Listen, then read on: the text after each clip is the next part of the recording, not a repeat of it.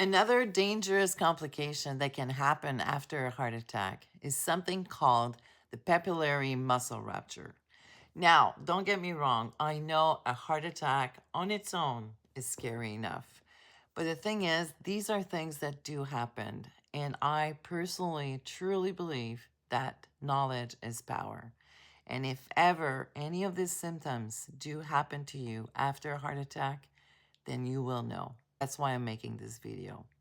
But just before, I just wanted to say, if ever that you are wondering what the symptoms are of a heart attack, or if you want to know a little bit more about coronary blockages, if you look at my stand store up, you'll see there are some free PDF that you can go and download.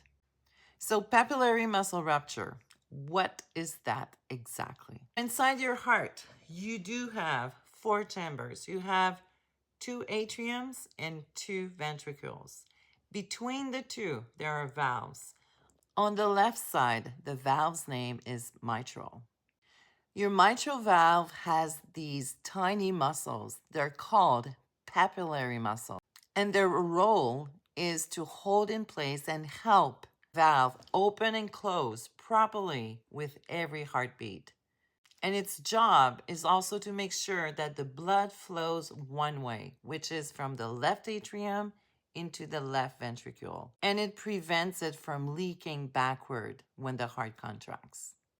When someone has a heart attack, as we know, there's part of the muscle that loses blood flow and starts to die. If the area that's damaged supplies one of those papillary muscles, that muscle can weaken, and in severe cases can also rupture. Doesn't happen very often, but we've seen it happen. And when it does happen, then the valve suddenly cannot close anymore, and the blood rushes backward from the left ventricle into the left atrium. And that is called an acute severe mitral regurgitation. This is a medical emergency. Symptoms come on very fast, so we're going to look through them. One of them is a sudden, severe shortness of breath. Sometimes also you might have pink, frothy sputum. Your blood pressure might drop as your heart rhythm will go higher. There's even some people that said that they were feeling that they were drowning even though they were lying down. And this is one of the reasons why the doctors, they monitor heart attack patients so closely in the first few days after that event happened.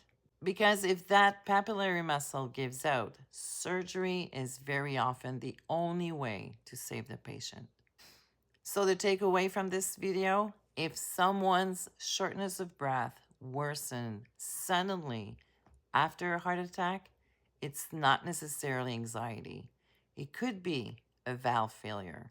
And if this happens, it needs immediate attention. So now that I've scared you enough, I'm just going to say, I know you've got this. Till the next one. Tolu.